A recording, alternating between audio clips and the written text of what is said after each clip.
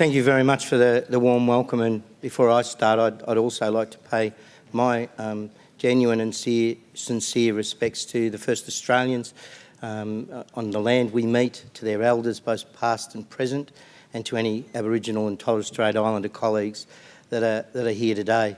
And the previous speaker, Judith's story, is very much the part of the story that I want to talk about too, and that is about public education and that tiny little story that's powerful about that the students remaining standing.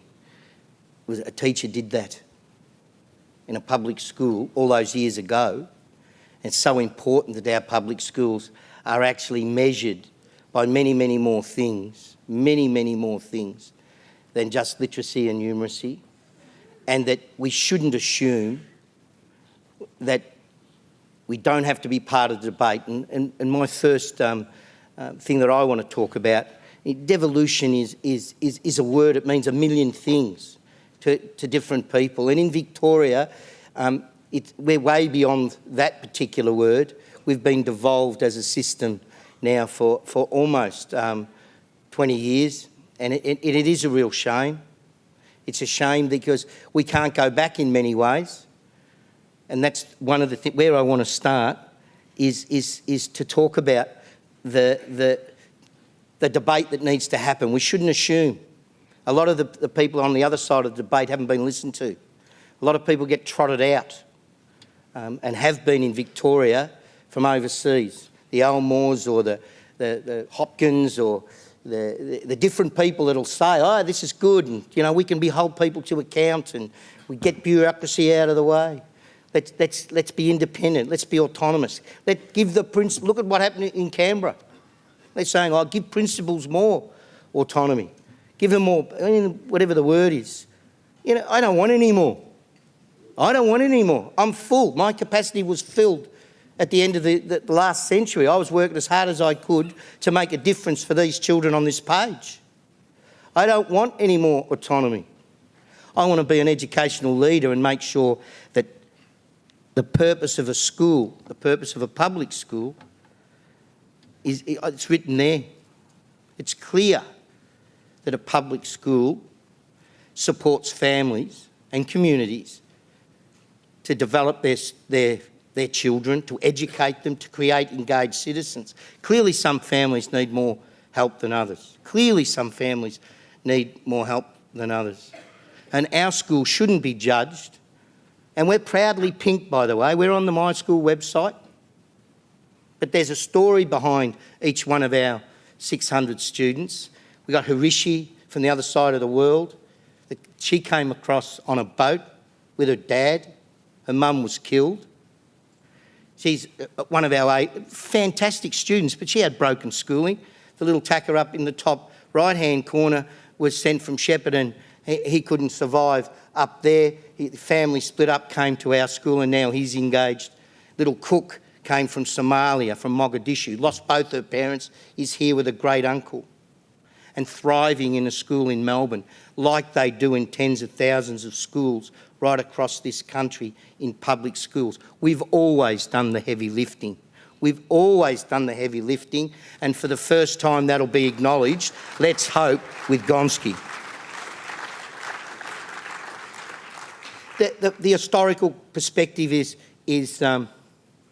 really, really important, particularly for New South Wales, because many of the things up here that I'm talking about in terms of history in Victoria, you still enjoy. In Victoria, before the train took off, we did have a robust system. We did have local decision-making about curriculum. We did engage our community. There was a high level of professional trust. Oh, yep. That's not going up the top. Yep. Are you trying to get rid of that? Yeah. Doesn't matter, people can ignore that, can't they? Yeah, let's get going because the little bell will go off. This is New South Wales, and why I did decide to use the train metaphor is because we can't even get right. We can't even get right the rail gauge between our states. I don't want you guys to get on this train. It ain't worth getting on, let me tell you. But But you've got to listen to the narrative, because within that will come the unity. But the historical perspective is important. We had a system. It was engaging. It looked after little and small, country and region, remote, although remote in Victoria is a lot closer to the centre than some of those parts of Western New South Wales.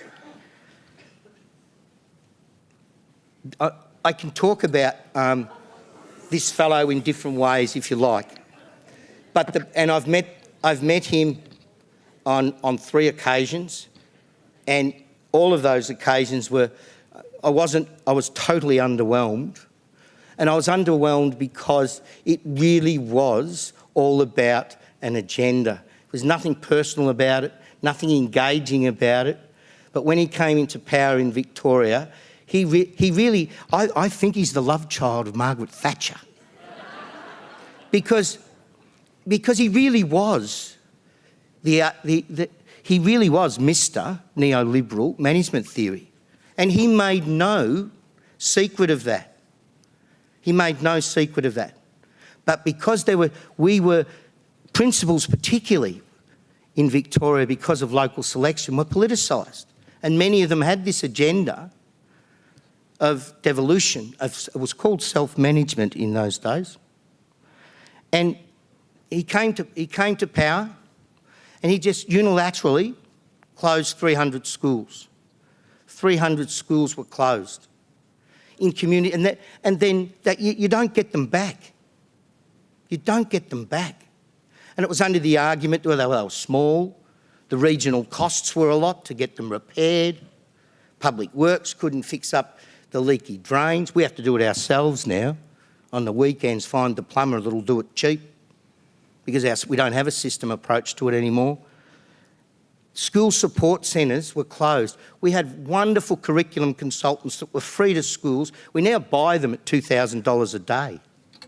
They were in school support centres.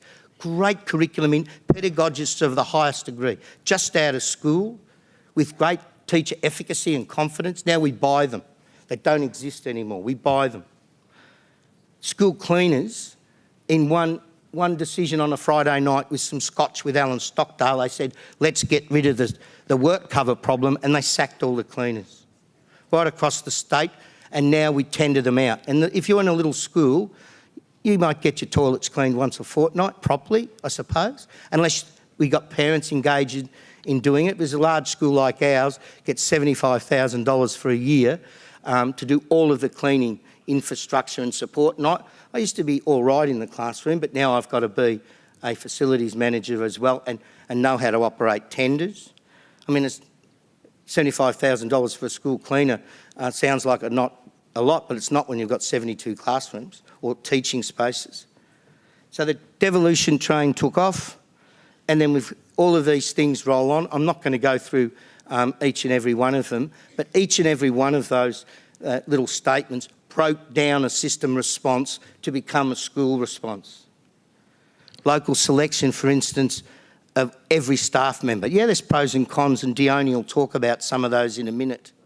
But we have 90 staff at our school, and to put one staff member on takes about 12 hours of reading if you get the credentialing done properly, because you see our system doesn't credential anymore. You do that yourself at the school level. The teacher just applies. And because we have actual budgets at our school for everything, the cost of a staff member is directly attributed to the school. So they abolished, the Education Department abolished the staffing schedule that you have in school. Now, there's probably a number of learnings, but giving away that schedule was something that really caused the entire transfer system in Victoria to implode. Because if you've got to pay for, top of our scale's about $90,000 with on costs. That's not the take home for the expert teacher, by the way. It should be, but it's not. The total cost for the top of our scale is about $90,000, about $85,000 take home. A graduate comes in about $50,000. Without going into the micro, you can get 3 younger teachers for 2 older ones So be very careful of which school you select in Victoria, because you'll stay there a long, long time, because you've got to get in early because you won't get out late because you cost too much. And many, many schools have to operate on that level. And it's not something that's happening in England. Like I said, we can't get the railway line right. Don't get it right. Don't get on that. Because for little schools and primary schools all over the state, that'll be a big problem. When you do away with that certainty of staff numbers and experience, because they also got away, they gave us full staffing flexibility, which meant you didn't have to have senior people. You wanted to have 3 assistant principals or deputy principals, you could. You wanted to have 5, you could, but you had to pay for it. If you wanted to have none, you didn't have to have any. So the other thing that happened in Victoria for teachers is our promotion system got turned on its head. And then this fellow's come along. Now he's he's not the real architect, because it's an evolution, this autonomy. This is coming from Chrissy Pine. Christopher, you know that fellow, what's his name? That fellow, if it wasn't so dangerous, it would be laughable, because there's no research. There's no research around that being responsible for just about everything in a primary school or in a secondary school in any makes any difference. You know, but what it does take you away from, and teachers too, takes you away from our core purpose. It makes you the personnel manager, the facilities manager, and you have to have local support. You have to have your people on board, or it's just not possible to do. So this fella came in and he's given us all of those accountabilities. I won't give you, but this is real, this is happening, this happens in Victoria now. This is what individual schools are responsible for. There's no longer any, our regions now are no bigger than medium-sized high schools. In fact, our budget at Meadow Heights Primary School is about $6.5 million altogether for our complexity. That's larger than the region of which I'm involved. The northwestern region of Victoria has about 90 staff altogether, but our budget's slightly larger. So outside the school gate now, we basically have 4 regions where we once had 9 and 51 school support centres. We've now got 4. That's it. That's real. That's not Kevin Pope talking left-wing politics to Angelo on late January. That's real. As a principle, the support we have outside our school gate is gone. And really, as a public school system, that's the fragmentation that the governments, the Conservative governments want. They don't want interdependency. They want us to be independent. They want the large to survive and the small to secede. They want to fragment. And I'm a school teacher. I've not gone into, I've been an activist for public education in our union, our AEU, because that's the line we have. That's the one that'll keep delivering the stories. And there's just a few more there. The interesting things there is everything from finding a way with the flooding and the facilities and understanding OHS to actually understanding how the different processes work in the tax office. As a school principal, you're responsible for that now, because there's no support outside the school gate. If you want to get a personnel manager or you want to get a tax consultant, you buy it yourself. You buy it through your school global budget. The people in the Citadel in Melbourne will say, Kevin, it's in your school global budget. You'll find it. I'm not going to give you any more money. You find it. We gave you the money in March. So the devolution train really has sped on in Victoria, because we didn't get an opportunity to participate fully in the debate. We listened to the wrong stories. We really did listen to the wrong stories, and we weren't together on it. Because there's a whole history lesson about principal associations in Victoria and not saying no. Saying yes to infrastructure support, interdependency, and no to being independent and taking the money and having the power. I don't know what this power is, but that's what the intoxicating view was when we're having these things called schools of the future.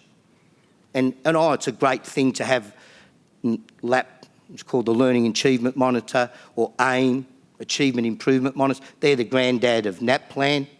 We have had them in Victoria for 20 years. Hasn't improved learning outcomes one iota. Caused a lot of stress.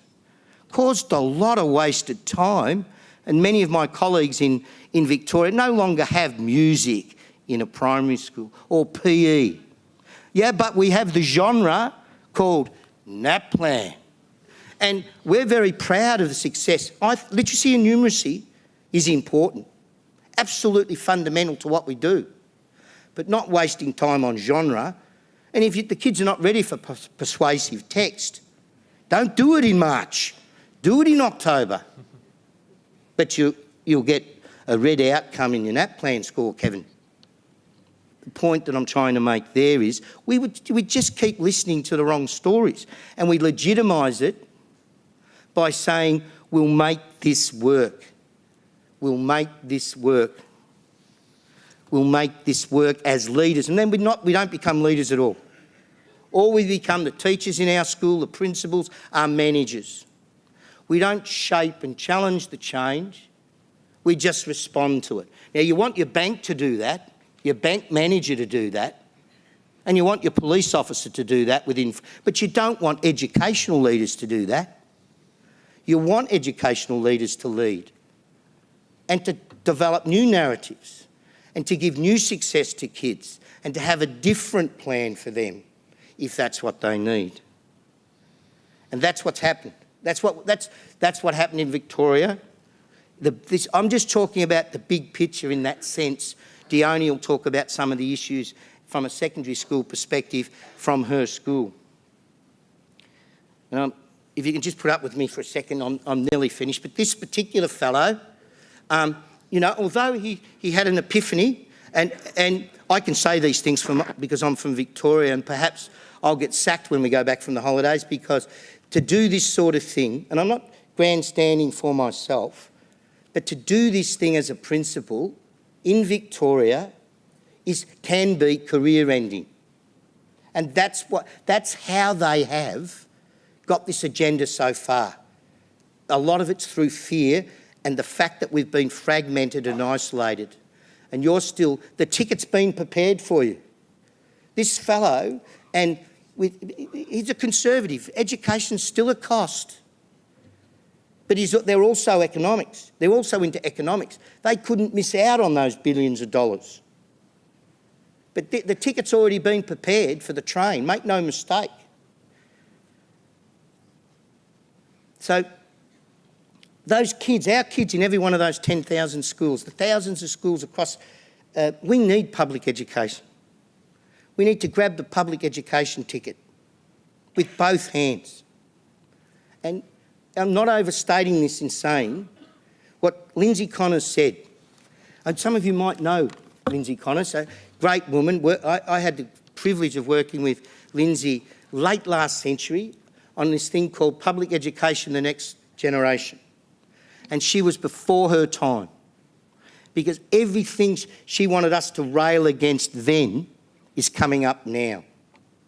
Every single thing about the breaking down of public education was being talked about, and Lindsay and others with wisdom that we should listen to. I just want to, as I move to the end, this is a statement that Lindsay made. The obligation placed on Australians who have benefited personally from their public schooling is this: to use that education to think rationally about the significance of public education and its place in our society. It is a shared obligation that we have neglected both individually and collectively for too long. And I think that's really the truth. And I'm really impressed with the commitment of the New South Wales Teachers Federation in doing the strategic thinking and wanting to be part of the debate right at the start. And your federation has what we didn't.